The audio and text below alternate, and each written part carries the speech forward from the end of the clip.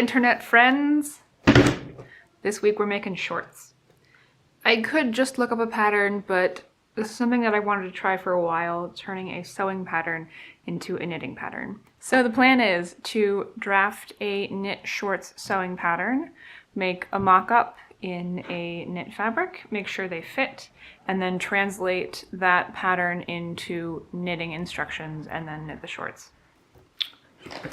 So this book has instructions for making stretch pants, which it calls Starved Pants, which just means this is an ancient book.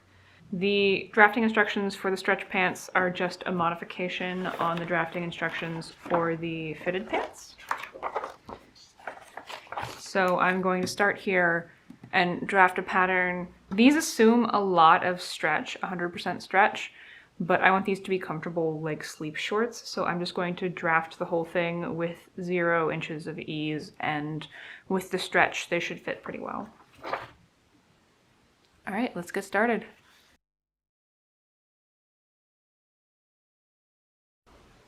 Here are my shorts. I will admit I fudged some of this. The drafting instructions were not created with my ass in mind.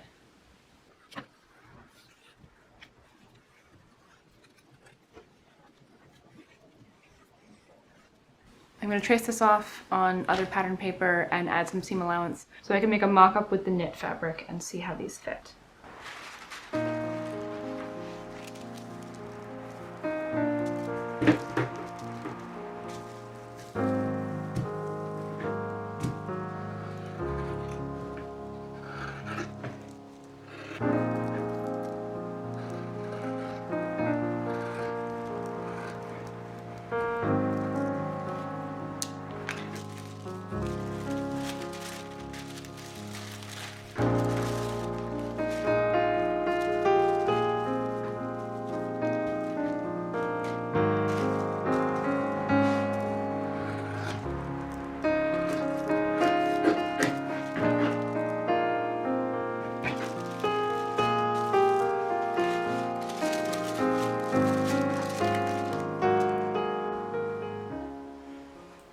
Here is my mock-up in the knit fabric. This is a good starting point. I'm going to pull about 1/2 inch out of the back and also fix this saggy butt situation. All right, I did my fitting and I made modifications to the paper pattern. I raised the back and brought it in a bit and reduced the back crotch seam a little bit, and then started tapering the legs here. Now it's time to turn this into a knitting pattern. My theory is that knits are just a series of trapezoids. So I should be able to break this down into a series of trapezoids and then turn that into written instructions based on a particular gauge from the yarn that I'm planning to use. This pattern has these nice curves, but those will be translated to straight lines in the final pattern and it won't be too big a deal. I added a line perpendicular to the hem so that I know that everything is square, and then I went through and just measured every width and height that I could find here. I broke the curves down into straight lines, so these will just be at an angle instead of curved, and I brought the bottom of the shorts up 1 inch because I want 1 inch hem on the bottom. It'll be knit at a slightly tighter tension, and then I brought the waistband down 1 inch because I want to add a 1 inch waistband with elastic at the top. And then what I'm gonna do is just go through and figure out the increases and the decreases for each of these based on a gauge swatch. So let's go with the front. We're gonna go bottom up. So the hem is going to be 12.5 inches times 7.75 stitches per inch. So let's call that 97 stitches. And then we're gonna knit 2 inches, so that'll be 22 rows. And then fold for hem. And then from there, it'll go from 97 stitches to, next measurement is 13.5. It's going to be, let's call it 105 stitches. And that's going to be over 2 inches, so over 22 rows. So in 22 rows, we need to go from 97 stitches to 105 stitches. And if you look at my pattern, the angle of each side is different, but I'm going to ignore that because knits are forgiving. So let's see, 105 minus 97 is 8, and we're increasing equally on both sides, so that'll be 4 increases over 22 rows. 22 divided by 4. So it'll be 1 increase every 5 rows to 105 stitches. And then I will just go through the rest of the piece this way and wind up with a knitting pattern. I've got my written pattern now. This might not look intelligible to anybody else, but this is how I work. So I've got the front and the back, and I wound up with the same number of total rows for each, which means I'm probably headed in the right direction. I decided to knit the bottom as a regular old trapezoid, but then for the waist shaping at the top, they're slanted over slightly. So I'm decreasing every 5 rows on one side and every 8 rows on the other, but it'll work itself out. And then for the slope of the back rise, I'm going to shape it with short rows. So I'll knit up to here and then bring needles into hold as I knit up to here. I need to make 2 front pieces that are mirrored and 2 back pieces that are mirrored, and then I can start assembling this and see if I have made something that makes sense. For the hem on the front, I'm casting on 97 stitches on waist yarn, knit at a slightly tighter tension. I decided to add a picot hem, so I'll knit 23 rows for the hem. At row 12, stop and transfer every other stitch 1 needle to the left.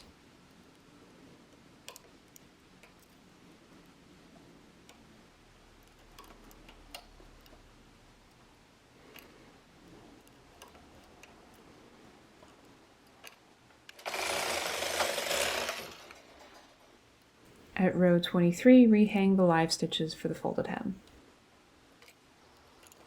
For the leg shaping, I'm increasing 1 stitch each side every 5 rows.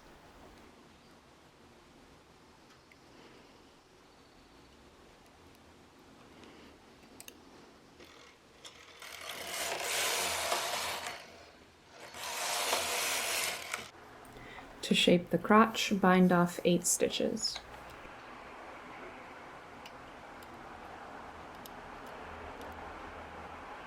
I do this around the gate pegs to make sure that the selvage stays even, but it's a little tricky to get it off the machine.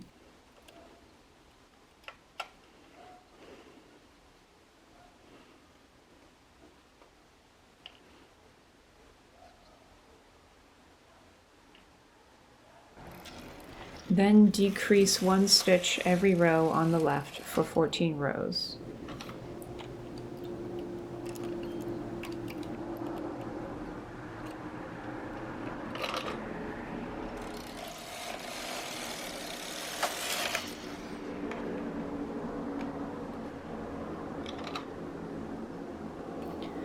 After this comes the waist shaping, which I'll show you how to do on the back panel.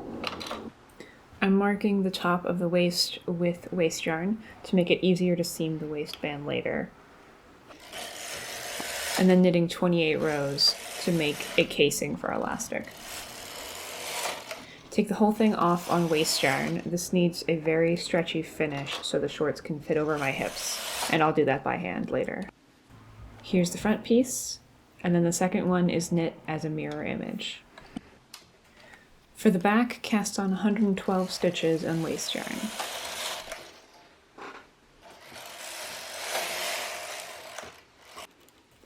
And then at row 12, transfer every other stitch for the picot hem.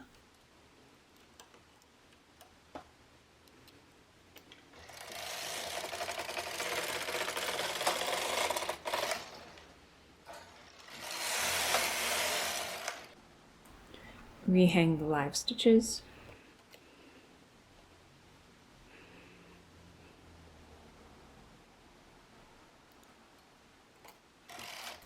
And then the leg is shaped the same way.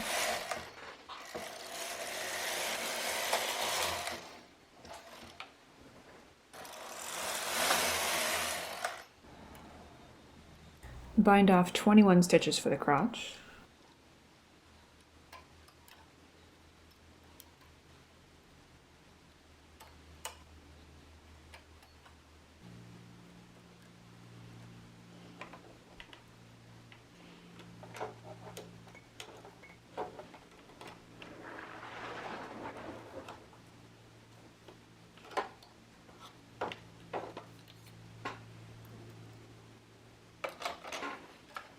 Use the claw weight to hold the work out of the way,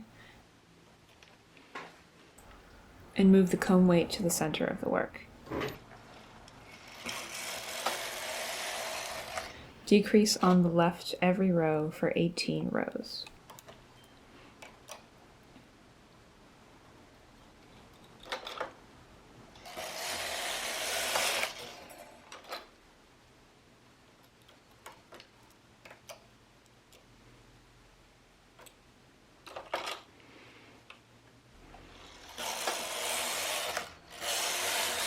For the waist shaping, I need to decrease on the left every 8 rows and on the right every 5 rows. Instead of trying to keep track of the math, I sat down and wrote down which rows needed decreases on the left and which ones needed decreases on the right, so I can just look at the lists and not have to think.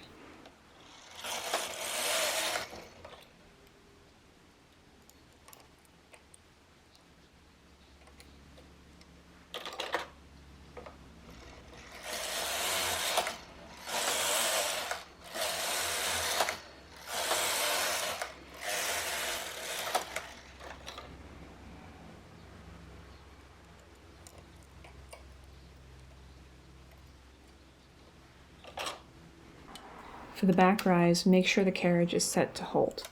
Then bring 11 needles into hold on the right every other row.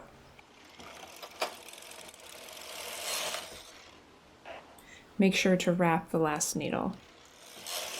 This way the center back is longer than the side seam.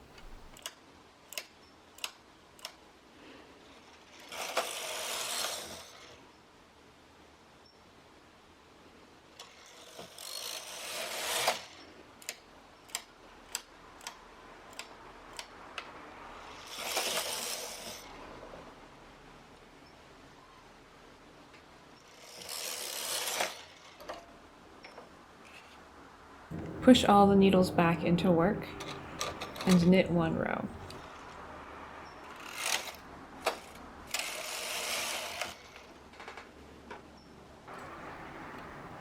Place yarn markers for the waistband.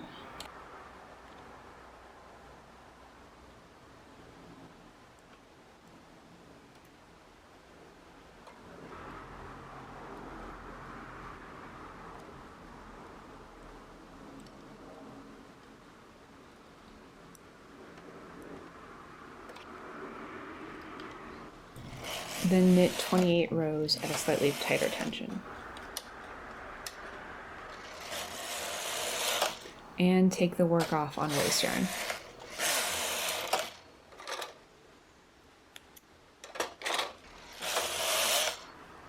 Here it is, and the second piece will be knit mirrored.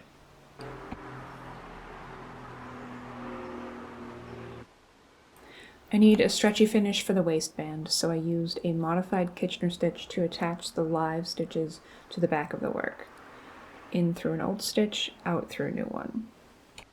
In through an old stitch, out through a new one.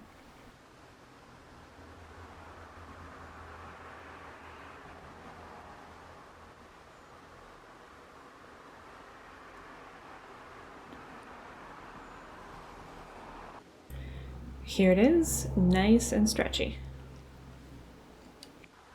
For assembly, attach a back to a front at the inseam. With both seams done, I can attach the pieces together along the crotch seam.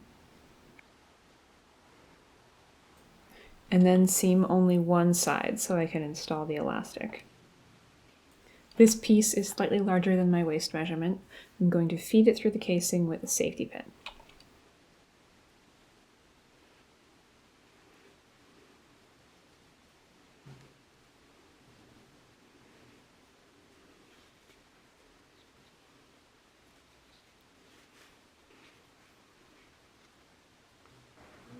It's time to attach the ends together.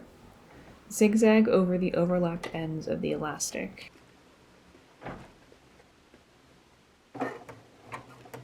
Go back and forth a few times.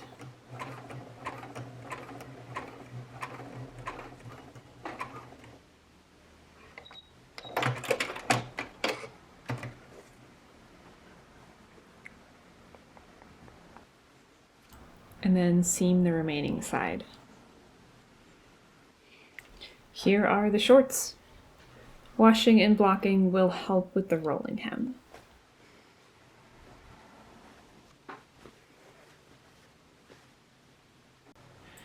They fit! I am excited that this worked. I think the picot hem is cute and these will be good sleep shorts. Let me know what you think in the comments and if there are any other sewing patterns you want me to translate to knitting patterns.